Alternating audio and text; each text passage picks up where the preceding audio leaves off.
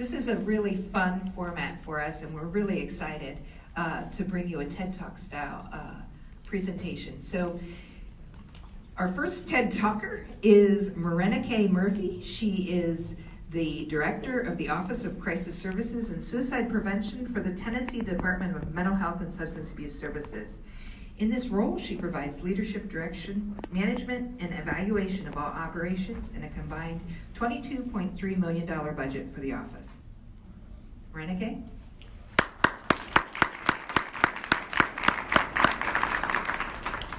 Greetings from Tennessee, y'all. I want to tell you about the traffic in Nashville, Tennessee. And depending on your city, we may just bond over this.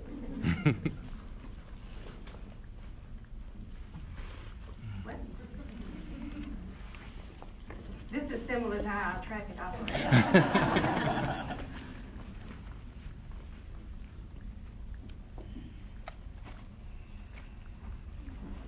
There we go. You see, in Nashville traffic, you can complete a New York Times crossword puzzle, put on a full face of makeup, listen to an entire episode of All Things Considered on NPR. You get what I'm saying. The traffic does not move. And do you know why that is? Because people all over the country heard that we had something good going on in our town. And then they decided to move there. So don't y'all get any ideas, because we are full. But seriously, our roads can't keep up with the traffic, so it's not a perfect system. But I have hope for this imperfect system of ours, because if Nashville is so wonderful to attract people from all over the country, then surely we can put our heads together and figure something out. But I want to tell you, the frustration I feel with Nashville traffic is the same way that I used to feel about our mental health care system. As a mobile crisis responder for 10 years, I can attest that the system has serious flaws. I mean, many places I would call to connect people with services, I would find that programs were no longer active, people were waitlisted, phone numbers were disconnected. Sound familiar? People on the other end of the line at shelters, treatment centers, and clinics, they were overwhelmed, and it showed. They were rude, disengaged, and uninterested in my questions or my intention to connect a person in crisis with the services they so desperately needed. They would be dismissive and rush me off the phone. And when I tell you I was reaching out, for those persons that needed the most help, I was calling on average 10 different agencies looking for help. It was simply a wall of no. We were providing ineffective information about what resources were actually available, and in some cases, we were not able to provide any options at all. So I'll give you an example of this wall of no.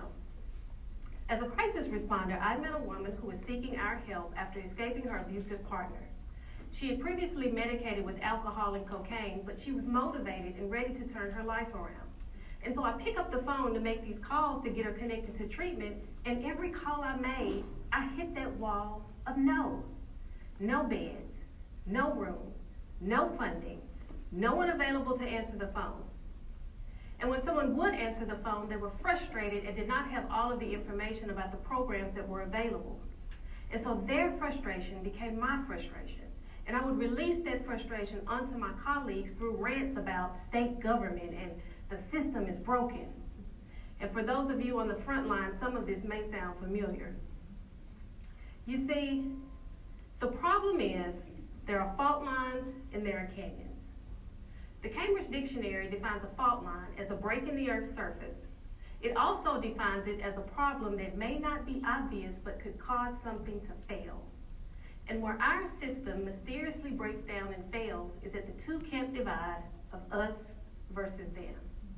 There's a wide canyon that helpful resources often fall into because of this mentality. You see, one camp is the front line of case managers and customer-facing workers, while the other camp is the administrative coalition providing services, funding, and develop programs. Within frontline social work, resources are commonly shared and passed around because we rely on each other to find out what's available and what works. And the same is true on the administrative side. But there is a canyon of divide on the fault line in between them. And when I joined the administrative side, I found resources that I had no idea existed. So I've seen it from both sides of the canyon. But the question is, how do we bridge these two separate camps over that canyon? There are more people working for access to care than what we see and know. Think about it. If just over 400,000 NASA engineers, scientists, and technicians can figure out how to put a man on the moon, then surely over 500,000 mental health professionals can figure out how to organize a system of resources so that we ensure every individual has access to care and receives treatment with the kindness and dignity that they deserve. And so y'all don't think that I'm just up here preaching at you. I want to share with you that I've lived it.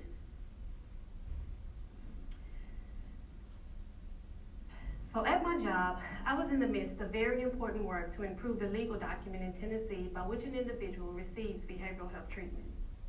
And at the very same time, I was noticing signs that my child was experiencing a mental health crisis. As a clinician, I knew he needed hospitalization. But as a mom, I didn't want this to be true. I was afraid that we were going to come face to face with that wall of no. And if I had been met with rude indifference at the hospital, things would not have been pretty. And so I made choices as a mom and attempted to get treatment. Choices that, as a clinician, I knew delayed what needed to happen. But then I got the call that kicked it all off. The chaos on the other end of the line left me with no choice. I had tried everything else because I didn't want to do what I knew I needed to do, and this was the hardest thing that I have ever had to do. And so I showed up at the hospital with my child, and I was met with such kindness and such patience by every single person that we encountered. The compassion shown to me and my child was overwhelmingly comforting. It made the difference, y'all. The trauma of what was happening turned from a nightmare of paralyzing fear into relief and belief. Relief and belief that he was going to be saved and he was going to be cared for. And so if I, as someone who has been in this profession for 18 years, can feel helpless, scared, overwhelmed, and too frustrated to seek help as a consumer, imagine what that's like for someone with zero experience. It has to feel impossible. I had to learn to trust the system that I worked in and that I'd offered up to families for so many years. I've sat in living rooms and promised families that it was all going to be okay. And I made this promise without really knowing if that was true. But I learned from my own personal experience that it really is true. It really is going to be okay. As a provider or first responder, hope is the knowledge that there are people working to provide more services.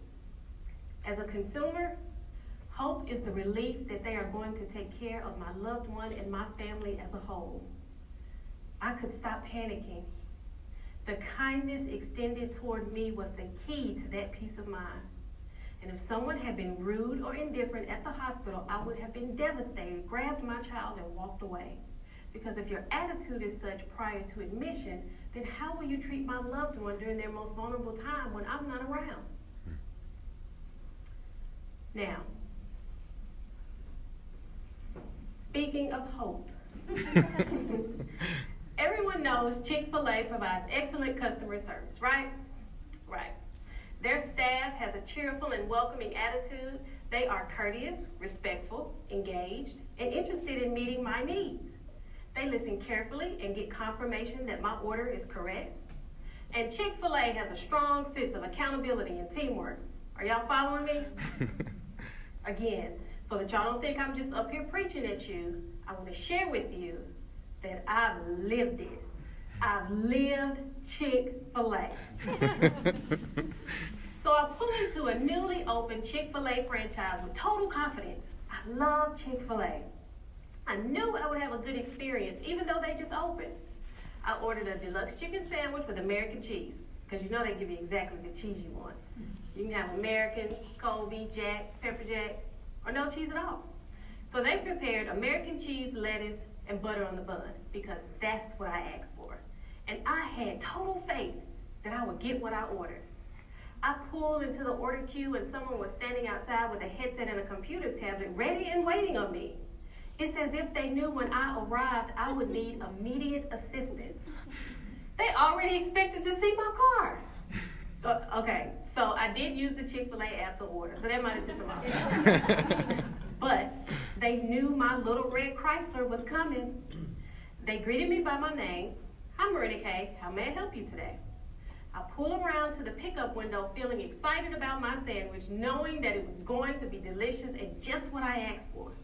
Inside the pickup window, there was a lot going on, like synchronized swimmers, a well-choreographed dance of a process. One person knew what the next person needed in order to get it right just for me. They almost instantly handed me my bag, and I didn't even check it before I drove away. I was hopeful that what I ordered was in the bag because it's Chick-fil-A, right?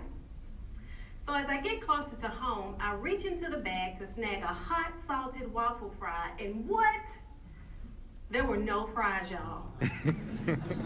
I thought, didn't I order fries? But then I instantly knew. If I had ordered fries, they would have been in my bag. My trust in Chick-fil-A is just that strong, y'all. I actually felt guilty that I wanted fries, but I didn't order them. And all I had to do was ask. Our system needs to provide that same kind of assurance that if you need help, all you have to do is ask. Giving people the confidence in the system's ability to help them, that is what generates hope. The bridge over the canyon is hope. It is the shared hope of advancing systems and extending grace to families seeking treatment. Hope increases the support, drive, and motivation of staff members and consumers to seek help. An attitude of hope in providers of services can mean the difference in someone walking away from treatment or in the direction toward treatment. Hope can lead the way to overcoming a mental health crisis. You see, knowledge really is power and choice. Knowing that you have options and that there are people advocating to improve mental health outcomes, that generates trust and comfort. And that trust creates faith in a shared system. Don't you want to know that if you have a loved one in a mental health crisis, that they are going to get the treatment that they need? Well, you can participate in making that help available. You have that choice, and you have the power to bridge that divide. So, there is hope in what we do, providing mental health services for people in crisis. Hope can help us fix and improve an imperfect system, and I want you to experience it firsthand. So here's my call to action. I want you to return to your workplace and implement customer service training that embeds hope and friendly customer care. And I want you to find 3 ways to extend kindness in the next week, even when it's not shown to you. If you will do that and stick to it, you will reap amazing results. But you must bring patience as a partner to hope, because as I told y'all, I have great hope that we are going to fix our traffic system in Nashville. So shout out to Tennessee Department of Transportation and I-440. I believe in you. And as for creating an effective mental health care system, I believe in that too. Thanks, y'all. Woo! Thank you so much. Next, we have Jamie Seller. He's the Chief